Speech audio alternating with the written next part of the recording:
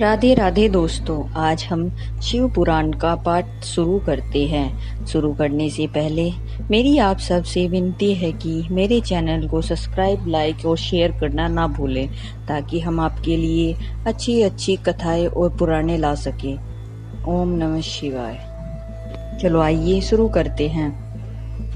राधे राधे दोस्तों, आपका फिर से स्वागत है मेरे YouTube चैनल राधे श्याम में। आज हम आपको आगे की कथा सुनाते हैं, जिसमें गणेश जी को अलग अलग तरीके के अलग अलग प्रकार के पद प्रदान किए गए। पार्वती द्वारा गणेश जी को वरदान, देवों द्वारा उन्हें अग्र पूज्य माना जाना, शिव जी द्वारा गणेश को सर्वाध्यक्ष प्रदान करना और गणेश चतुर्थी व्रत का वर्णन, तत्पश्चात सभी देवताओं का उनकी स्तुति करके हर्ष पूर्वक अपने अपने स्थान को लौट जाना। ब्रह्मा जी कहते हैं, जिन्हें संसार में अनेकों प्रकार के अनुपम सुखों की कामना हो, उन्हें चतुर्थी के दिन भक्ति पूर्वक विधि सहित तेरा पूजन करना चाहिए। जब मार्गशीर्ष मास के कृष्ण पक्ष की चतुर्थी आए, तब उस दिन प्रातः काल स्नान करके व्रत के लिए ब्राह्मणों से निवेदन करें, पूर्वत विधि से उपवास करें। फिर धातु की, मूंगे की, श्वेत मदार की अथवा मिट्टी की मूर्ति बनाकर उसकी प्राण प्रतिष्ठा करें और भक्ति भाव से नाना प्रकार के द्रव्य, गंधों, चंदनों तथा पुष्पों से उनकी पूजा करें। पुनः रात्रि का प्रथम पहर बीत जाने पर स्नान करके दुर्वादलों से पूजन करना चाहिए। यह दुर्वा जड़ रहित 12 अंगुल लंबी और 3 गांठों वाली होनी चाहिए। ऐसी 101 अथवा 21 दुर्वा उस स्थापित प्रतिमा की पूजा करे। तत्पश्चात धूप दीप अनेक प्रकार के नैवेद्य, तांबूल, अग्र और उत्तम उत्तम पदार्थों द्वारा गणेश जी का पूजा करे तथा सत्वन करके उनके आगे पाणिपत करें। यो गणेश की पूजा करने के पश्चात बाल चंद्रमा का पूजन करें। तत्पश्चात हर्ष पूर्वक ब्राह्मणों की पूजा करके उन्हें मिष्टान का भोजन कराए। उसके बाद भोजन कर लेने के बाद स्वयं भी नमक रहित मिष्ठान का ही प्रसाद पाए। फिर गणेश का स्मरण करके अपने सभी नियमों का विसर्जन कर दे। इस प्रकार करने से यह शुभ व्रत पूर्ण होगा। बेटा, यो व्रत करते करते जब वर्ष पूरा हो जाए, तब व्रती मनुष्य को चाहिए कि वह व्रती पूर्ति के लिए व्रत उद्यापन का कार्य भी संपन्न करे। इसमें मेरे आज्ञानुसार 12 ब्राह्मणों को भोजन कराना चाहिए। व्रती को चाहिए कि वह एक कलश स्थापित करके उस पर तेरी मूर्ति की पूजा करे। तत्पश्चात वेद विधि के अनुसार वेदी का निर्माण करके उस पर अष्टदल कमल बनाए। फिर उसी पर धन की कंजूसी छोड़कर हवन करे। पुनः मूर्ति के सामने 2 स्त्रियों और 2 बालकों को बिठाकर विधि पूर्वक उनके पूजन करे और सादर उन्हें भोजन कराए। रात में जागरण करे। प्रातः काल पुनः भोजन करके पुनः आगमन के लिए विसर्जन कर दे। बालकों से आशीर्वाद ग्रहण करे, स्वास्तिक वचन कराए और व्रत की पूर्ति के लिए पुष्पांजलि निवेदित करे। फिर नमस्कार करके नाना प्रकार के कार्यों की कल्पना करे।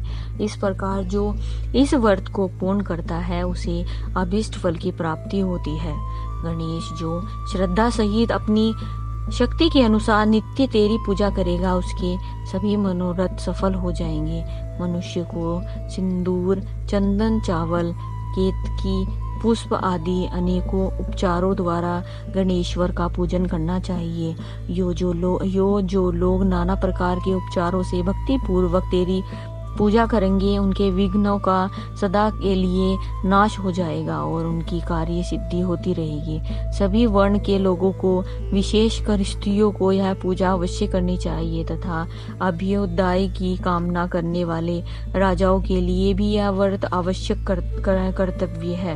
व्रती मनुष्य जिस वस्तु की कामना करता है, उसे निश्चय वह वस्तु प्राप्त हो जाती है। अतः जिसे किसी वस्तु की अभिलाषा हो, उसे आवश्यक तेरी सेवा करनी चाहिए। ब्रह्मा जी कहते हैं, मुने, जब शिव जी के शिव जी ने महात्मा गणेश को इस प्रकार वर प्रदान किया है, तब संपूर्ण देवताओं, श्रेष्ठ ऋषियों तथा शिव के प्यारे समस्त गणों ने तथास्तु कहकर उनका समर्थन किया और अत्यंत विधि पूर्वक गणाधीश का पूजन किया। तत्पश्चात शिव गणों को ने आदर पूर्वक नाना प्रकार की पूजन सामग्री से गणेश्वर की विशेष रूप से अर्चना की और उनके चरणों में प्रणाम किया। मुनीश्वर, उस समय गिरिजा देवी को जो आनंद प्रदान हुआ उसका वर्णन मेरे चारों मुखों से नहीं हो सकता है।